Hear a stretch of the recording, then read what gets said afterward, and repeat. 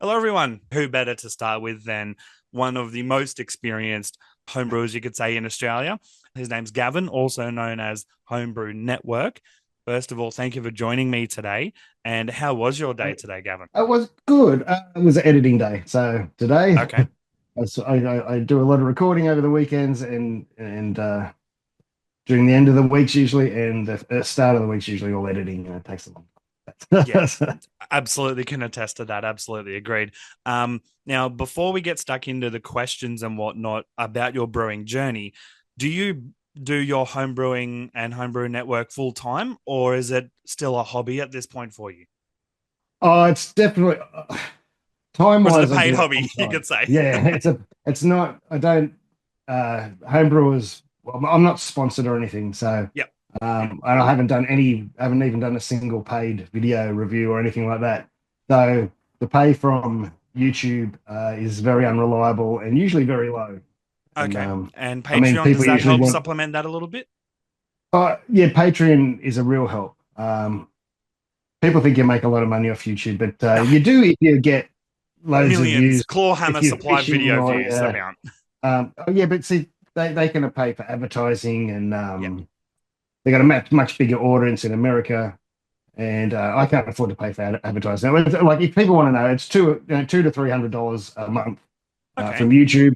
And a lot of people think that's a lot of money, but it doesn't. That money these days doesn't, that doesn't even pay me a week's rent. So, Especially when it's also, if you're looking to put it back into your brewing, whether it's grains or whatnot, that's also not even really a dip in the world compared to the volume of brews that you're doing as well. well, no, even a camera. I need a new camera. My autofocus has gone, and so I have to have this screen in front of me, pressing the screen all the time to keep it in focus. To buy a Mm, new camera, that's nearly a year's worth of my YouTube income. yeah. So, well, actually, the camera I want to get is more than a year's worth of my YouTube Wow. income. Okay. Patreon does help. Yep. People have seen my videos and they're probably sick of me saying it, but it's true. Without Patreon, there's no. My wife would be down on me going, "Get back, go and do some work," Yeah. um, Yeah. because this isn't paying the bills, and it isn't. So, but it's fun, and I really enjoy doing it. And there's good rewards at the end of it too. Oh, absolutely agree. But obviously, we'll get stuck into the brew that you're drinking in particular in a little bit. But Yeah. now there's some more questions. First of all, how long ago was your last commercial non-craft brewery beer that you drank? Oh, that would have only been not yesterday, the day Okay. before. Well, it would have been very early on the hours of Sunday morning. Okay. Do you remember what beer it was? uh, oh, not exactly. Um, it was probably going to be disappointing. It would have been a Bridge Road beer, actually, because I've just Okay. got a case of um, one of the beer clubs I'm in is from Bridge Road that my wife generously started for me several years ago. And it would have been, I think it was, oh, I've got to remember what it's called, Fat Man Big Sack, something like that. I love that. It's a red IPA from Bridge Road. And I think that finished me off for the night because it's a big beer. Great beer if you can find it. Okay, well, I'll definitely put that in my notes to have a squeeze because we've got a few where I live on the Central Coast. There's a place called Oldfield Cellars where they stock all kinds of if you can think of it or find it online in Australia, they've probably got it, sort of thing. Great shop. I've been Yep. there several times. Absolutely. They are wonderful because even ones you didn't know existed, you'll find in there. My next question is when and how did you first find out about home brewing? Uh, well, I was a lad, and my grandfather, um, I think even my father had a ginger beer once, but he gave that up pretty quick. But my grandfather was a home brewer. Um, my family broke up when I was very young, so our grandparents looked after us, and so we spent a lot of time with our grandparents. And because he home brewed, but the earliest one I remember talking about was I think he tried to brew homebrew lemonade for the kids and end up alcoholic, but they didn't realize until after they'd given it to us.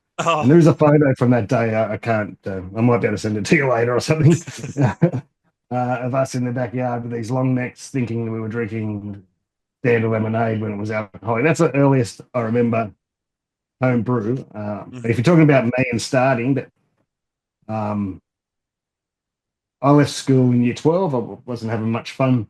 Um, and got a job straight away. I had a job before I left school, Mm. but I was an apprentice, so the That was a wage trade. was 170 bucks a week or something it was. Plus, Yep. I moved out of home about a month later and just had, by the time you pay rent and fares, no money. I was going from Woy Woy to Sydney to work.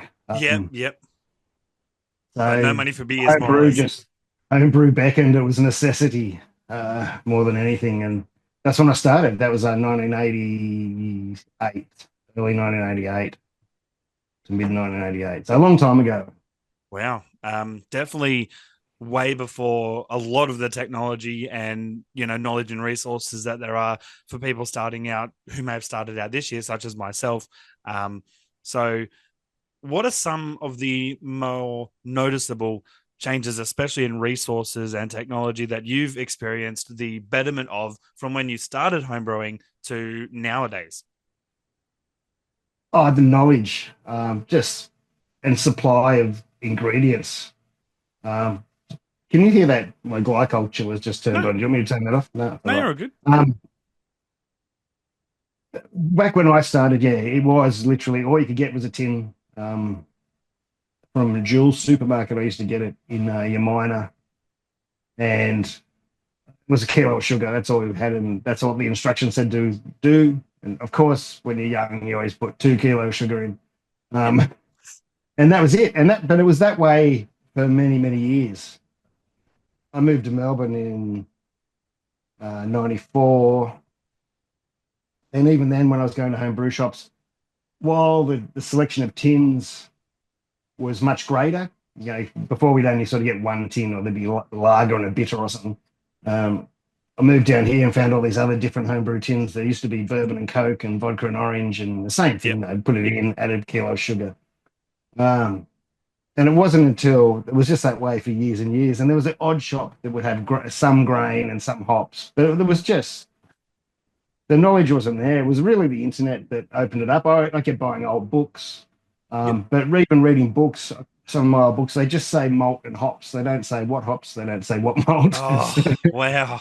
That's what the old books were like. So it's just that I think the internet really helped, and because it was hard to find other home brewers. Mm. Um, I never was really a club person, and I Yep. even find clubs to be honest. They were few and far between. I was always never near one.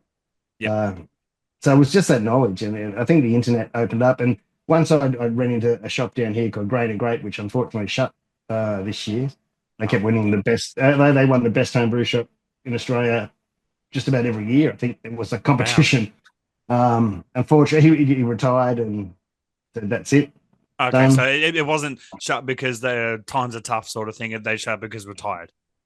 Yeah, yeah. It was probably a bit of both, but I think yeah. Okay. Once he retired, it was he was looking at selling it, and we thought of even buying it for a while there, but it was just too much stock. He had bro monsters, and it was many, many hundreds of thousands of dollars that it was out of reach.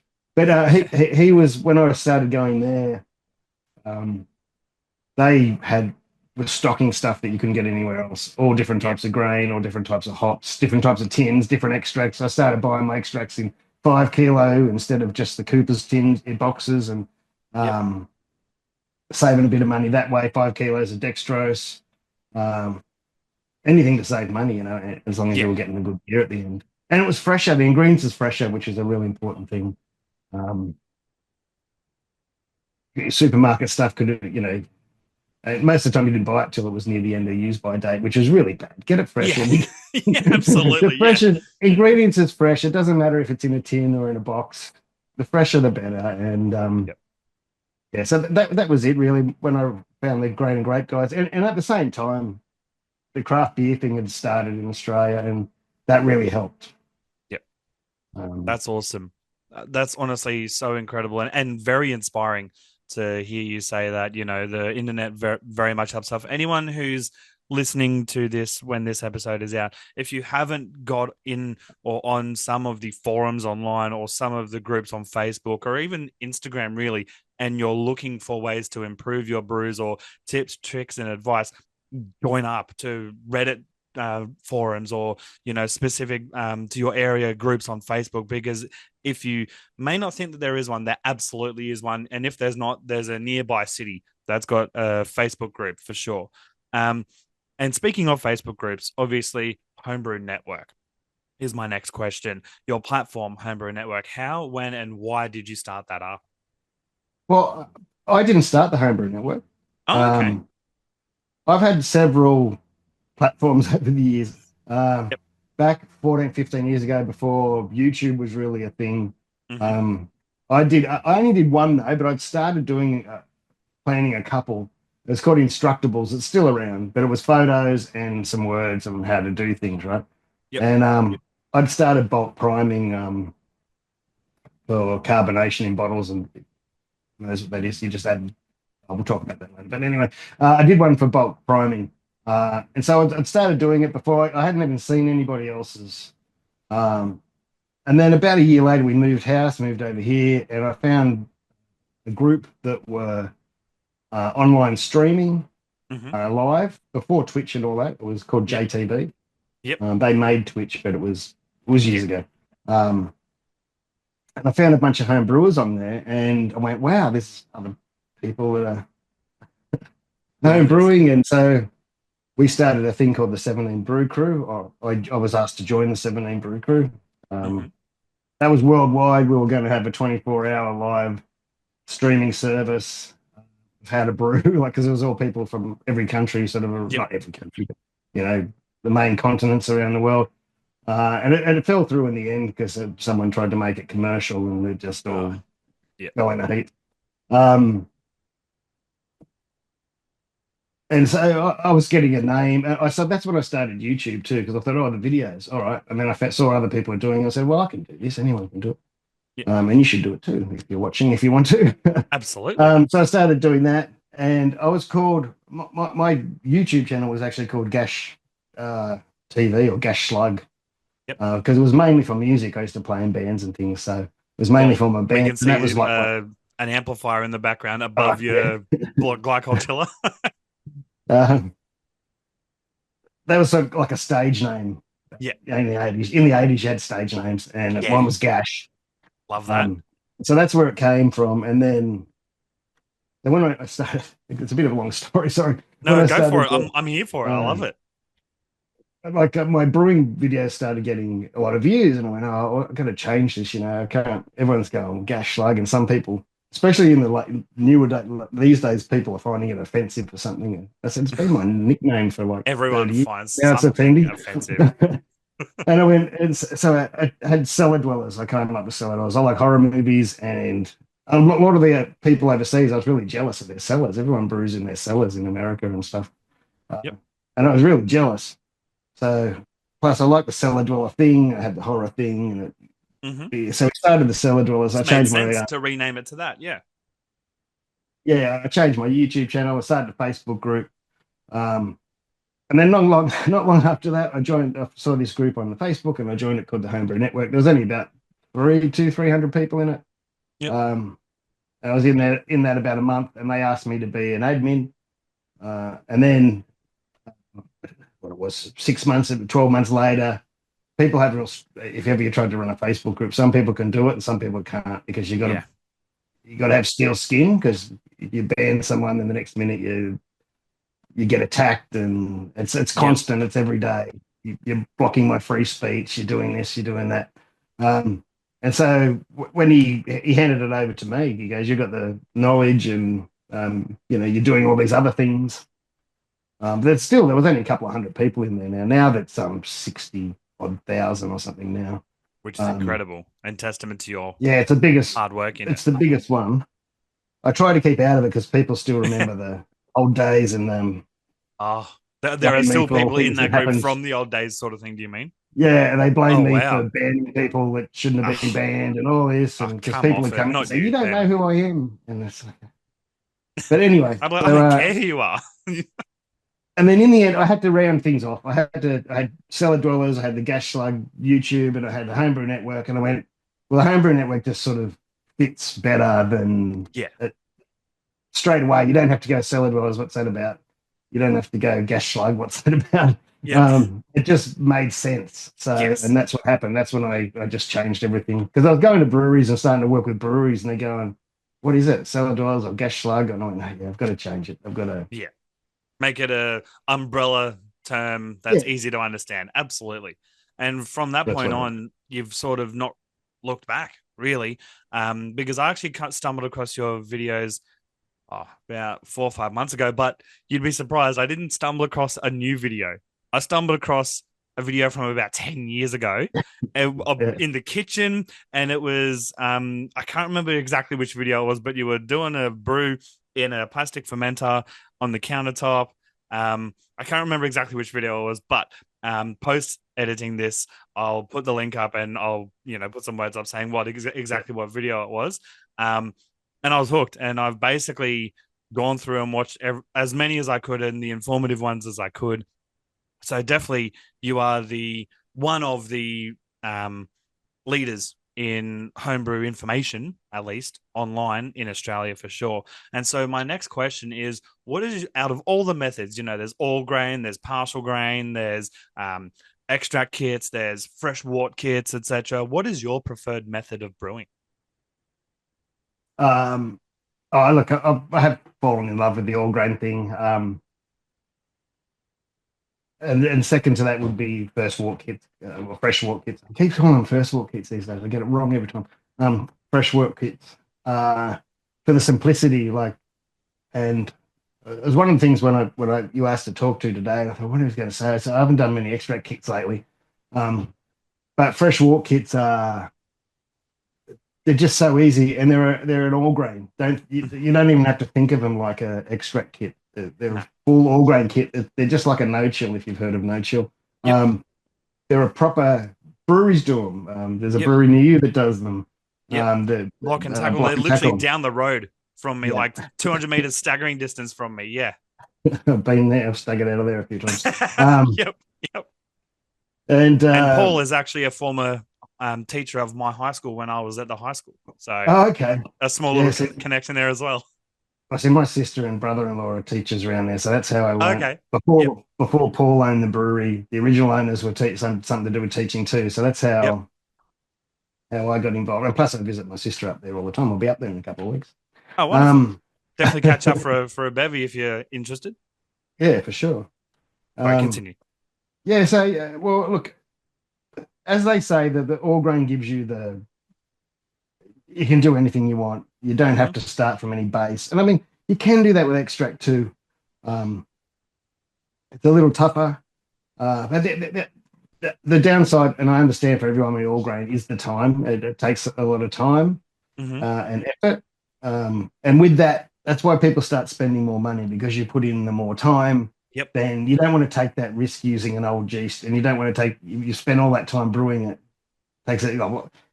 If no one's done it before, an average day is about 6 hours. You can knock that down to 3.5 if you're all prepared, but But who things happen. is in this? Like, Yeah. it's Like a I long find day. myself using extract kits. I still find myself taking an hour and a half to 2 hours just doing extract because obviously prepping the fermenter and all the equipment and Yeah. everything else involved with it. Even just extract brewing takes a good hour and a half to 2 hours for myself. Continue. Oh no, and that's it. So all grain and the quality of the beer, it is brewery grade. Well, it's actually better than a lot of the breweries because it's fresher. Unless you know a brewery that brews every constantly, because a lot of the small craft breweries can't brew that often. They haven't got the space.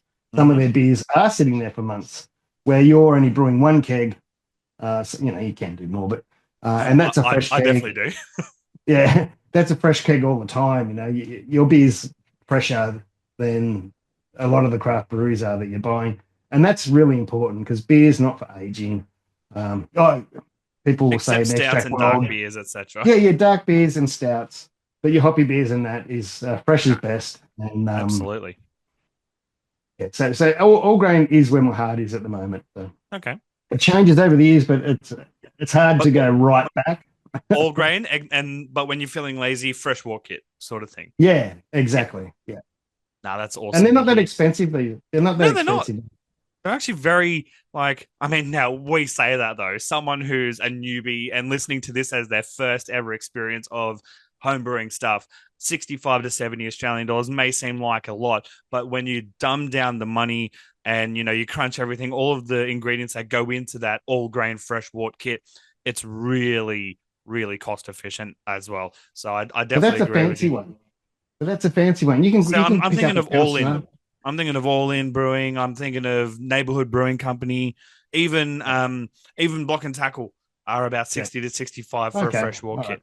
Well, at least where I live. I don't know about Yeah. Yeah. whereabouts you are and the Yeah. prices there. But the other thing is too, with tins in that are getting more expensive every day. Oh, they If you're not really buying are. special, last time I went to buy one just to do a video, it was nearly $20 for a basic Cooper's tin at Dan's. And Yep. then if you're buying If you buy you got to hops buy and you're buying hops, yeast, malt, dextrose, yeah, it all adds whatever. up. It's about the same price for that all up Yeah, than buying a fresh wort kit. Absolutely. Which I'll mention something to you once we're done with the recording, and that's the recording stop. Um, Nothing bad or anything, just to do with my brewing journey so far. Um, yeah. Now, obviously, we just mentioned what your preferred method of brewing is. So my next question is, what is your favorite style of beer to brew? It's an IPA. If I said anything else, people would know. The Hoppy Pale IPA. I Mm-hmm. mean, and these days it's so blurred between them It's anyway. it's almost Um, much of a muchness, yeah. yeah, it's so just I like and because I know a lot of beginner brewers don't like hops, but I always Oh, put it. It's I like used Indian hops as soon food, as I could. but some don't. Some just like the lagers. But it's like, Yep. as I say, it's like Indian food or I've chili or not brewed a whatever. lager at all yet. You start with this, and you want more, and then you want a little bit more flavor and a little bit more flavor. And if you keep doing it, your tolerance builds up or whatever. And Mm. well, that's what happened to me. Yep, yep. You want hoppier and hoppier or a bit more You want more bitter or flavorful, whatever. etc., or Yeah. more bitter? Exactly. Yep. Now that's awesome to hear. I'm definitely partial to a hazy and also a hoppy pale as well. I've actually not brewed a lager at all yet. I started my brewing journey this year in winter, which, as anyone knows, is probably the prime time to start brewing a lager because you don't have to battle with outside temperatures as well. Obviously, it goes without saying, make sure you temperature control your ferments when it comes to lager. Not just like obviously every other brew as well, but specifically lagers as well. I've not tackled a lager yet just because I'm not the biggest fan of 4X. And I know it won't taste that, like that, but I'm just not the biggest fan of lager. My favorite styles are definitely hazies and hoppy pales. What are three things that you know now that you wish you knew in your first few years of home brewing? In the first few years, I wish I had a total. The main thing you just mentioned is temperature control. We used to Mm-hmm. read the tins and it used to say 25, 26 degrees or something. And so I'd have it, even I live up the coast near where you are. Mm-hmm. Um, I'd have it in a small room with a heater pointed on it to try and get it to 26 degrees. And that's just really, it doesn't make the yeast taste good. It forces the yeast to put off products in your beer and it doesn't taste good. So And it temperature makes it have control off is hugely flavorings. important. It's Temperature. hugely. It's the It's main thing. in my opinion, it's second only to sanitation and sanitization. Yeah. Um, and I'll have a point. I'll make that one of my points too, because Mm-hmm. that that you'll hear that a million times. Sanitize, sanitize, sanitize. That's important. But what's more important is cleaning. You can't sanitize dirty equipment. Mm-hmm. Um, so the clean is extremely important. Mm-hmm. I'd rather foresee and not sanitize than sanitize and not clean, Mm-hmm. I agree with that. right? Because if there's gunk in your tap or there's gunk, if crud in your fermenter, dried up stuff, Yep. yeah, you can throw sanitizer on it, but that doesn't mean it's going to soak down and get into it and all that. The Exactly. cleaning Scrub it out, is, scrub it off, etc. yeah, Absolutely. clean, temperature control. And the other thing would be yeast amount. Mm-hmm. The homebrew world uh, is notoriously cheap on, or not cheap is probably not the right word, skimp I was gonna say on, stingy. Yeah. right? Yeast is really important. We make the wort. We just put sugar in the water. And to say it doesn't matter whether you're all grain extract, even for the fresh wort kits, that's we're just putting sugar in the water and some bitterness and flavor, but the yeast does the job of turning it into beer. And if you don't do that Mhm. bit right, it doesn't matter if you start with the best wort in the world, the best tins in the world, the freshest. If you stuff up at that yeast bit, then your beer's no good. So Yep. and it doesn't. You'll go and read on again and again on websites and my forums and that people saying, "Oh, yeah, one packet's okay." Look after your yeast. Again, that comes back to the temperature control. One packet. I'm Really, sorry to cut you off, but I always, as a rule of thumb, from day dot, have used two packets always, no matter what the OG is, just as a rule of thumb. And recently, to anyone who's listening and watching, my most recent video, link in the description. Quick shout out to that. I used three packets because I knew it was going to be a high original gravity, and I was right in assuming that as well. Um, but yeah, always for me at least. Luckily, I can afford such a luxury that always I go with two packets of yeast, always the same yeast. If I'm using USO5, I'll use two packets of USO5. Or say I'm using Lowell Brew's Verdun IPA, I'll do two packets of that, etc. Always minimum because to anyone that's listening that may not understand, and I've only been brewing for a few months, so I may be talking out my ass, but you're making the yeast work harder than it needs to if you're only using one packet of yeast. So I always use two as a rule of thumb, no matter what the starting gravity. Sorry, continue. no, that's right. And I know yeast is expensive.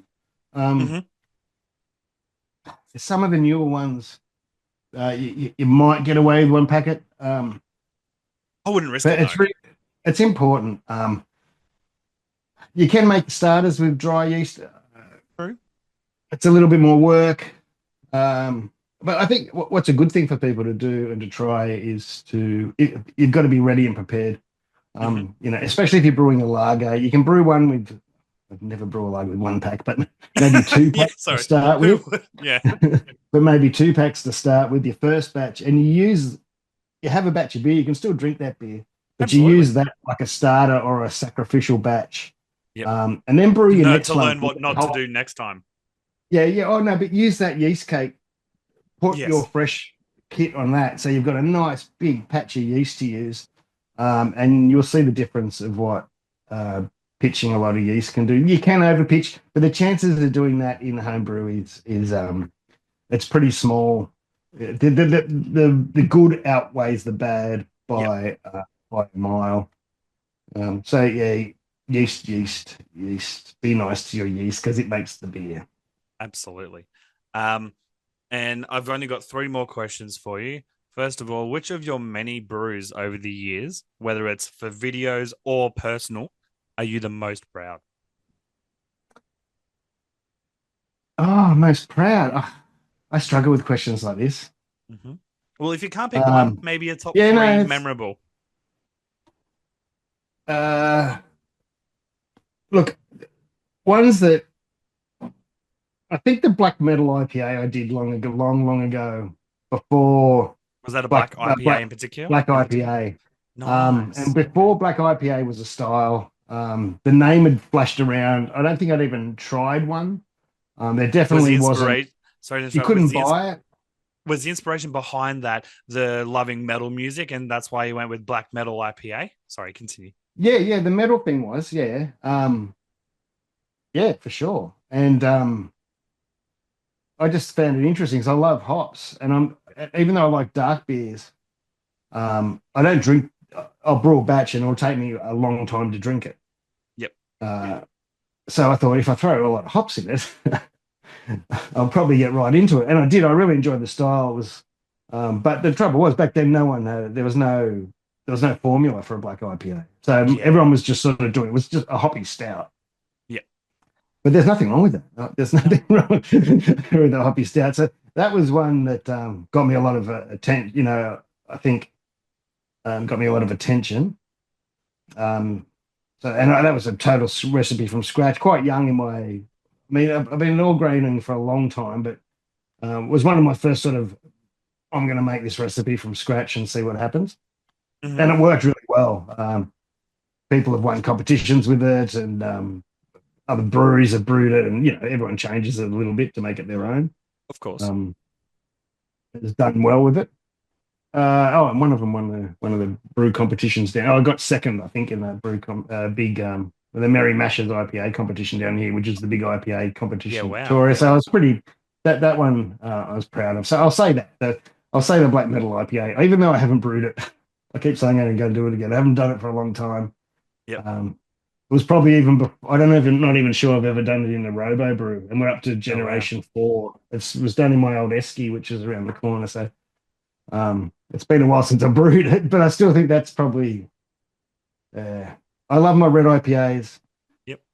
Um, You love yeah. IPAs by the sounds then, Oh which yeah, is it awesome. is. I Yeah. just, yeah, yeah. I do. That's That's incredible. awesome. So I actually just thought of one additional question. So we do still have three questions left, technically.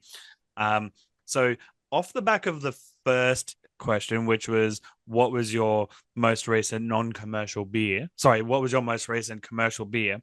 My next question, tail like kind of goes into that. And what is your beer of choice on tap at a pub if you're out with friends and not a Um, brewery, etc.? I'm not a Yeah, like not at a microbrewery sort of thing. You could say oh Bolter because that is technically on tap, just as an well, example, but yeah. sort of thing. Look, Yeah, Bolter is my favorite. Bolter's my drink of uh, choice off tap at a or on tap at a pub. But yes, the do only you? trouble is the only Mm, trouble is here or even in Sydney because there's not Melbourne's very different from up there. So most of the places I can go to, I can get a pretty good craft beer on tap. hmm And we don't have like bowling clubs, we don't have football clubs, not anywhere near like up where you are, right? So Yep, there's not that constant going somewhere where there's not craft beer on. yep, But I know what you mean because when I go yep. to the country in Victoria, I go down Torquay a lot and see a band in a pub, and they're the same. They'll have only Bolter. Maybe Stone and Wood. Yeah, yeah. And Yep, the Bolter Hazy I used to like, but I I'm so love the sick of it Bolter because Hazy. it'd be the end of the night and I'd have to drink it and I'd be throwing down schooners of it and I got really sick of Yeah, it. fair. It'd get me really drunk and I just got a bit over it. But a Yep, Bolter are a solid brewery always. I know people will shoot me because they're not independent anymore, but they're solid. And even the shop absolutely. around the corner, we live miles from them, and this is so fresh. And that's the And key again, and they're from the freshness. Gold Coast, exactly. Keeping the Yeah, freshness is paramount. Bolter, and the other good ones is probably the crankshaft. I'd prefer they're a bit meaty now these days for me. They're like an old school American IPA, Hmm um, because I prefer a drier, light, more sort of. I was going to say modern, but the modern ones are less bitter. But you know what I mean. Yep, I enjoy like a West Coast IPA.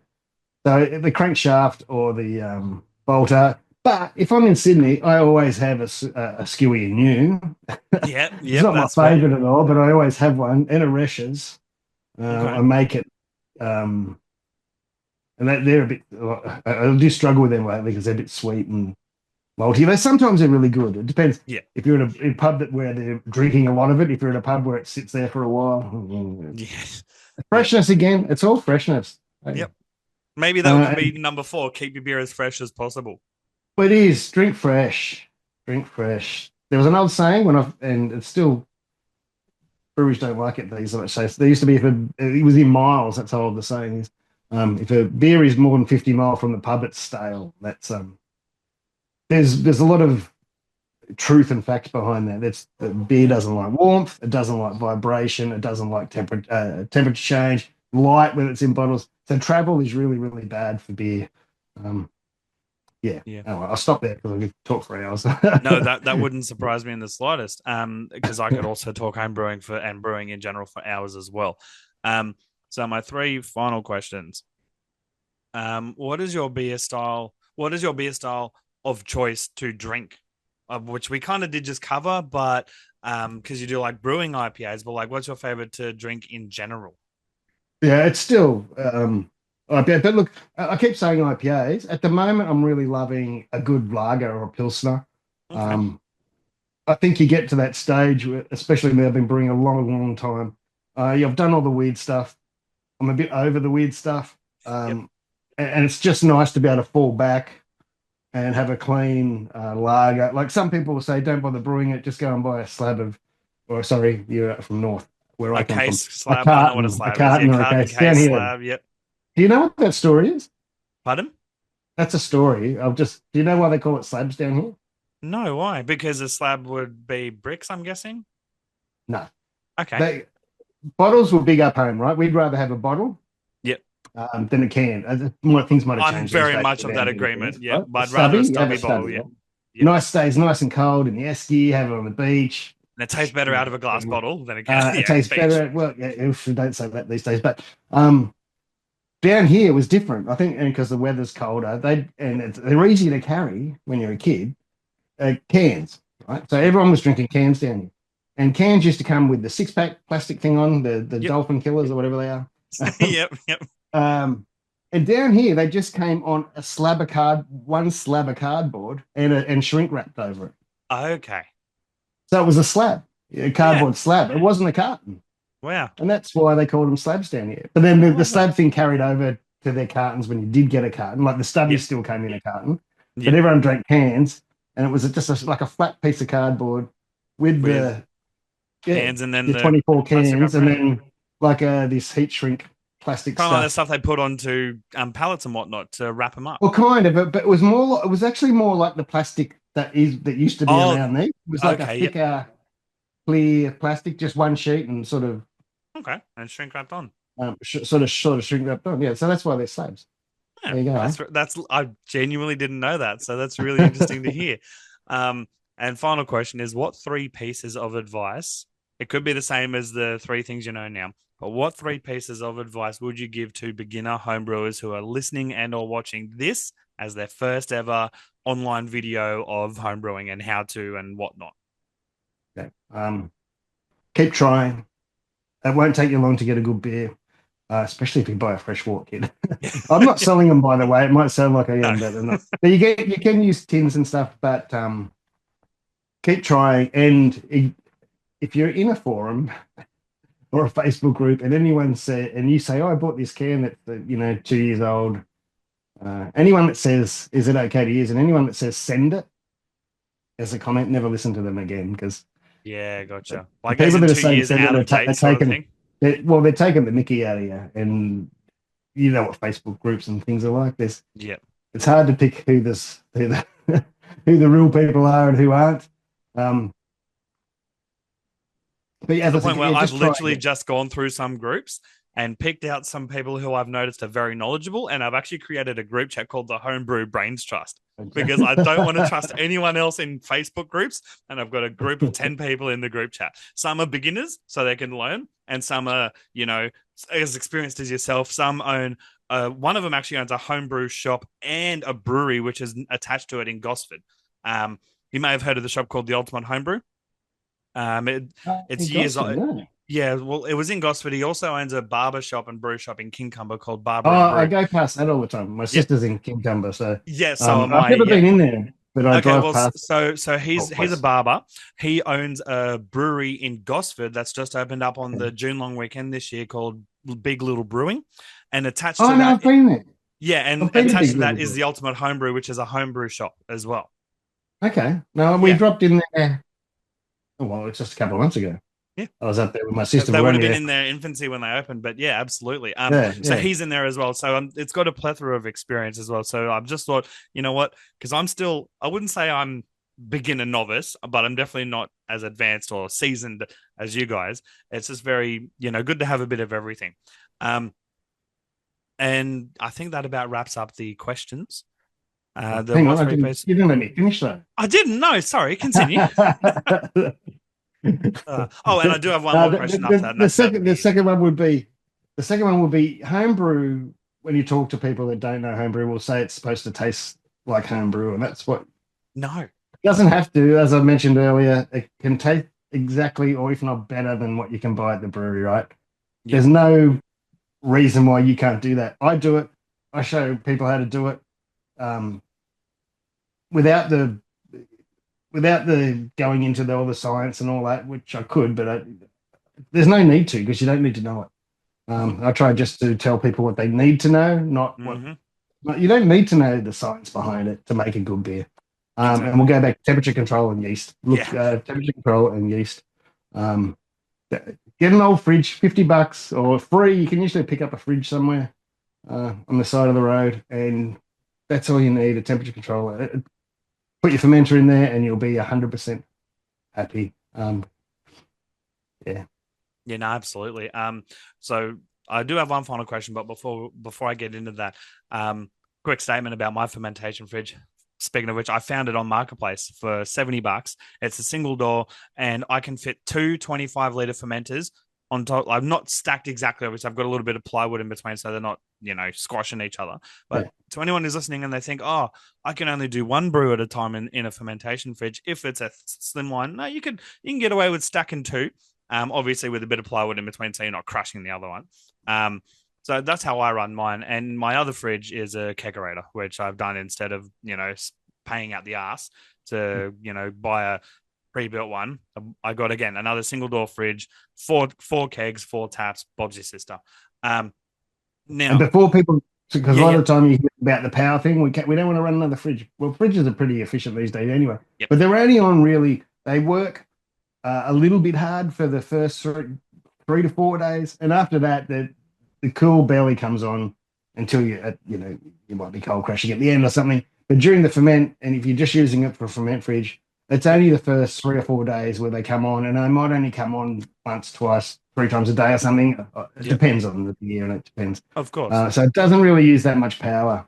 No. And they're also great in, because we're talking about keeping cool, but in Yep. winter to keep your beer warm as well. So Absolutely. And so my final question for you is obviously you've been sipping a beer out of a glass. What is that beer? And run us through that. nearly nearly Yeah, finished nearly out it. of it. But this was, if anyone's seen my channel, I do during COVID. I started working with a lot of the local brewers. I know a lot of the local brewers through, because a lot of them started watching my videos. That's how long I think That's awesome. they've grown up and then started their own or whatever. Um, that's how I first got the first couple of brews. Um, but it was so they'd give me one of their recipes. Yep. I could try to make their recipe, but it might take me 5 or 6 batches to get it right. So I go to them and get the actual recipe, Yeah. and then I brew it at home, and then people brew it at home, and then they go and buy the brewery's beer to see if theirs is the same or they've got close. I did one with Block and Tackle around the corner from you guys. Oh, very nice. No, that's Did their awesome. porter. Um, Oh, yeah, that porter's really good.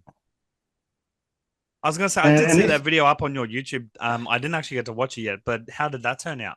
The porter one. good. No, really good. Actually, I took it in there. Yep. And And how'd Paul go? no, but the thing was they'd just done a batch and they had to swap out a malt. This is what happens in big breweries. Sometimes you can't get what you want or what you usually use. So they had to swap out one of the malts. And so when I took mine in, mine had the proper ones in. Yep. And they thought mine, yeah, was tasting better than, Oh but wow. only because they swapped out the malt. But Yep. as I said before, there's no reason why you can't brew exactly the same as breweries, if not better. Yep. And so, yeah, this one anyway is I didn't even think I said it, is the Blackman's Juicy Banger. Mhm. It came 30th in the top 100 this year, or The Gabs. early Yep. this year, for Gabs. And it was the highest. I don't know if it was under the lager or it's an IPL type thing. It's a Yep. hoppy lager. Um, and I brewed two kegs of it because the first one I overshot my numbers and I mucked it up a little bit. So I just wanted to make sure I got it right. And so I brewed two kegs, and the second keg of it's been sitting out here for a while. And what's the Um, flavor profile of it? oh well, it's just good. Yeah. No. It's dry. Um, it's got enough bitterness that stands up, like assertive bitterness that hangs around in your mouth, like your typical bitter or lager that you might buy. Hmm. Um, but it's got a sweetness from the alcohol. I think it's 5.8%, so there's a bit of sweetness from the alcohol. Hmm. Um, and the hops just they're not super heavy in this. It's not an IPA, but it, it it might be a bit much for someone that doesn't drink hoppy beer, but it's not juicy. It's nice. What's It's getting really it's big at the good. moment. What's getting really big at the moment, and especially in the US, people are talking about New Zealand lagers and New Zealand style IPLs and things. Well, we've been brewing them here for years, right? Yeah. Even like the cold IPA thing we went through a while back. We've all been doing that stuff for a long time. We're often in front, Australia. They don't like to Yeah. hear it, and they often get annoyed with us. But Yeah. the New Zealand and Australians are often ahead, not always, but No, that's true. and that's what that is. I've got here. Mm. Let me mention. We gone for Yeah, too go long. for it. Um, it's a little bit flat. It's been sitting here an hour now. Yep. And it was only kegged a couple of days ago. This is the Honey Popper Lager, and Honey Ooh. Poppers are from hang on, Woolies. Yep. These things. Really? Wow. The honey popper. I only had Wow. 2 kilo of grain left, and I went, "What am I going to brew? It's not enough to do a batch of beer." And I went over to Woolies and went, I had a look at the ingredients. It's only puffed wheat and honey, Yep. and so I threw a bunch of that in, and a packet of Woolies honey as well. Yep. Um, And how did it turn out? oh, look, it smells exactly like honey Honey poppers. poppers. Yeah. I can It's imagine. a it, I don't know if they still do it up there, but I used to go to Eric Worrell's. It's now the reptile park, and you'd feed the kangaroos the. Yep. It smells a bit like kangaroo food, but How does it taste though? like kangaroo food. But Yep. Yep. that, Oh, that video will be out soon. But whether I brew it again, I don't know. It's only been in the keg a couple of days, so I'll let it settle yeah. down for a while. Yeah, fair. Um, I do have another question I've thought of. I should end it after this question, and I will. So the people who love hops, obviously, and everyone has a hop, either combo or hop in particular that they love. However, I've come across some brewers and also some brewers that are like head brewers at breweries that have a specific hop that they hate. One in particular hates Sabro hops. My question for you is there a hop that you really dislike, whether it's for the flavor profile or just using it in general? there's a couple of New Zealand hops, and while they're the trend of the year, while Go for it. there's some really, really great ones, um, but there's some awful ones that taste like diesel. And what would Um, those ones be? I can't remember the name of them now. You get What that? would I'll mention a It few that started I'm with thinking. R. Was it Rawaka? Oh yeah, Rawaka? Rawaka. Yep. Um, I brought a quick story. I brewed Yep. a beer. I had a new hop. Actually, it wasn't even didn't have a name then. It was called Hort 4337. I Yep. think that's it. Because I sometimes I get the hops before they have names to try. Yep. So they come through with a code, and then you use them, and breweries get them to try. And Yep. the good ones get a name later on and released as a name. So I brewed this beer. I did my normal hoppy sort of lager thing, hoppy ale sort of thing, and just Mm-hmm. threw 100 grams in the whirlpool and stuff like that. And I was drinking it, and I'm going, there's something I can't.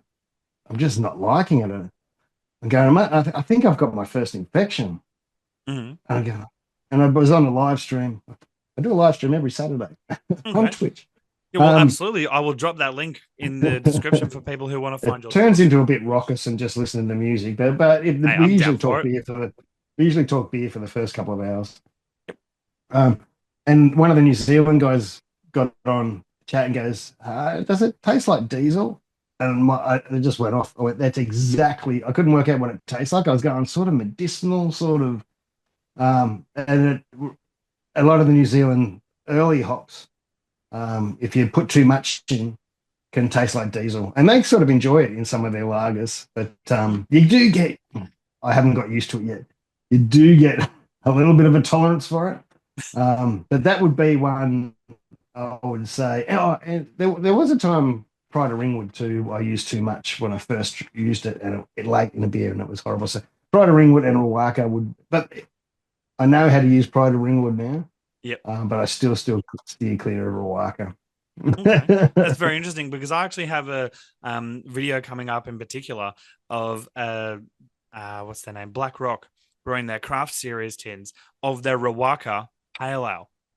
There must be New Zealand, yeah.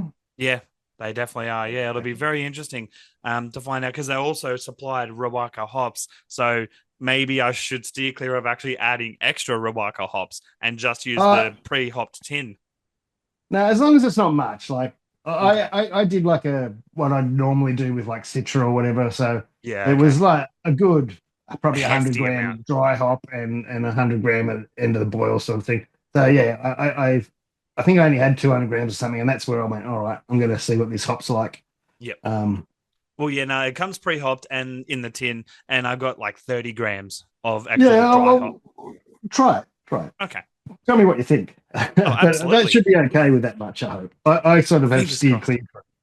clear from it ever since, but No, absolutely. So I want to thank you very much, Gavin, for your time and no for worries at coming all. on the show and as the first, you could say, interview with a brewer is what I'll call this series. On see, I told you by the end of the episode I'd come up with a name for it. Interview with a home brewer on Fair Drink and Brews. So thank you very much for your time. No worries. I've knocked back a lot of people, but I don't know. You asked me today, and Oh, thank I you. just said yes. And I said, oh, if you could do it this tonight. So sorry to put you on the spot. No, But that's